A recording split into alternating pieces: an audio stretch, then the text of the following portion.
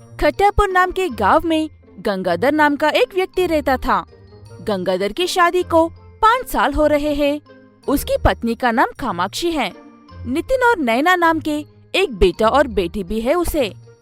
गंगाधर काफी मेहनती इंसान है। अच्छे से कमाकर अपनी पत्नी और बच्चों को अच्छे से देख लेना ही उसका लक्ष्य है। इसलिए दिन और रात देखे बिना मेहनत से काम करता था।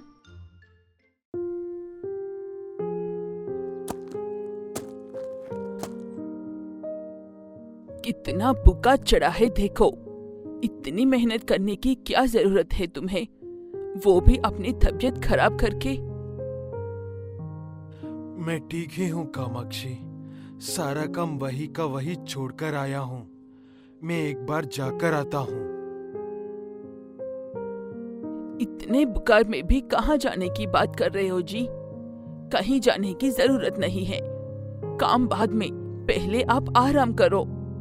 ये कहते हुए अपने पति गंगाधर को काम पर जाने से रोकने की कोशिश करती है कामाक्षी।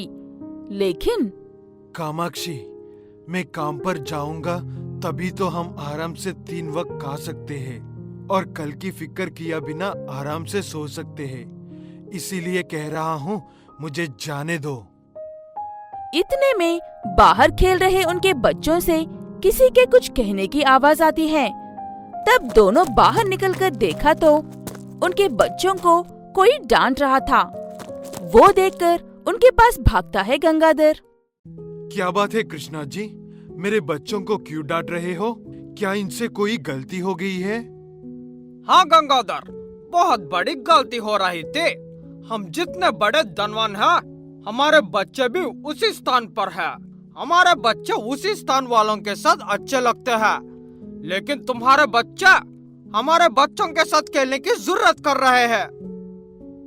वो बातें सुनकर काफी दुखी होता है गंगाधर, लेकिन वो इस स्थिति में कुछ नहीं कर सकता है। ये कैसी बात हुई भैया जी? वो तो बच्चे हैं, उनमें अमीर गरीब कैसे? भेद होगा, कैसे नहीं होगा?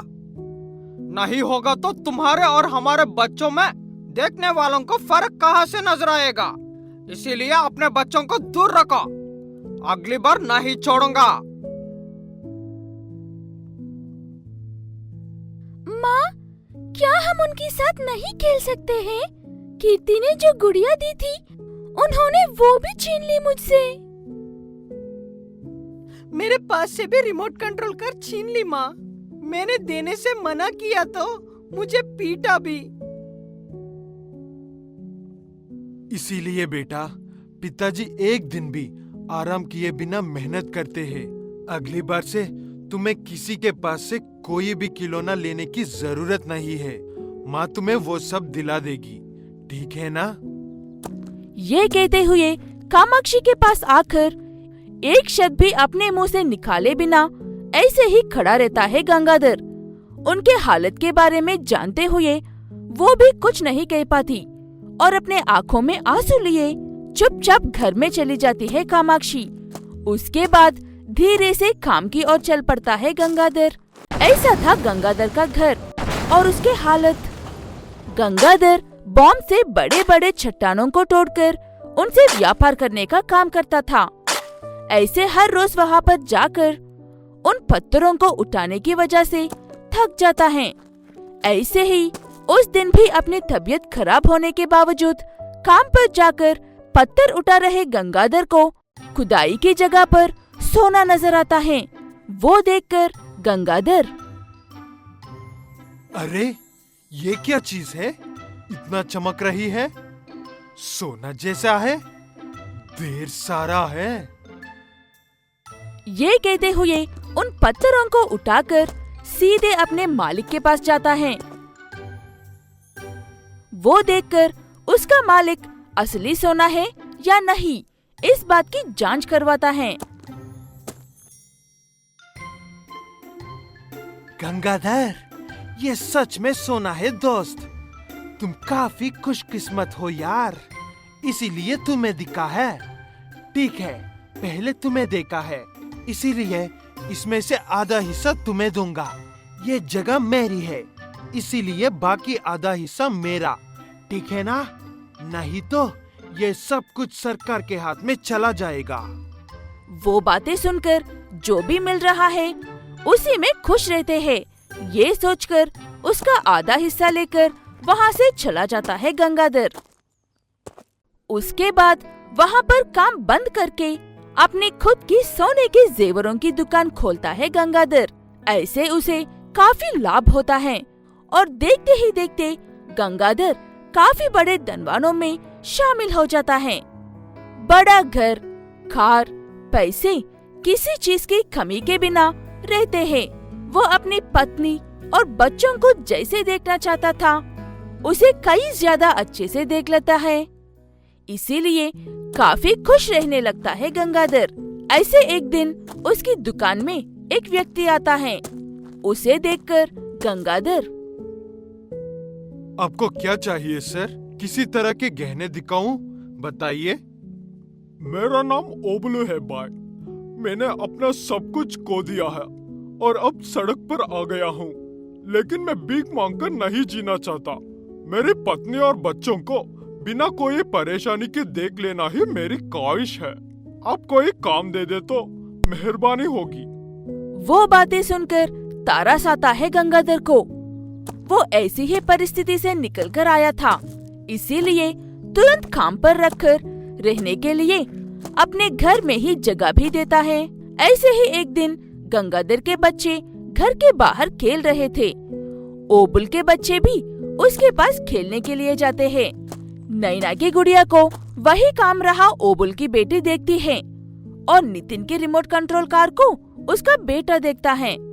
वो देखकर नैना और नितिन, मैं भी इससे पहले तुम्हारी तरह ही देखती थी। जब भी कोई नए खिलौनों के साथ खेलते थे। आओ साथ में खेलते हैं। तुम भी आओ, हम साथ में इस रिमोट कंट्रोल कार से खेलते हैं। ये कहते हुए दोनों बच्चे ओबुल के बेटा और बेटी के साथ अच्छे से खेल रहे थे। इतने में कामाक्षी आकर, बच्चे, नाना जी का फोन आया है, थोड़ी देर बात करके खेल लो। उसके बाद दोनों बच्चे अंदर चले जाते हैं। इतने में ओबुल के बच्चे उस खिलौनों के साथ खेल रहे थे।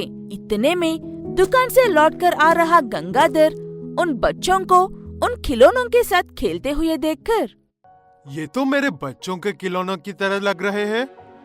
तुम्हारे पास कहाँ से आए? चोरी तो नहीं की ना? वैसे भी मेरे बच्चों के साथ खेलने की औकात नहीं है आपकी। हम जैसे पैसों वालों के बच्चों के साथ कैसे खेल सकते हो तुम?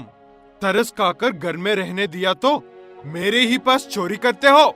यहाँ लाओ वो खिलौने। वो बातें सुनकर काफी दुखी होते हैं ओबुल और उसकी पत्नी। गंगाधर की आवाज सुनकर बच्चे और कामाक्षी बाहर आते हैं। पिताजी, उसने कुछ भी चोरी नहीं की है। मैंने ही खेलने के लिए दिया था उसे।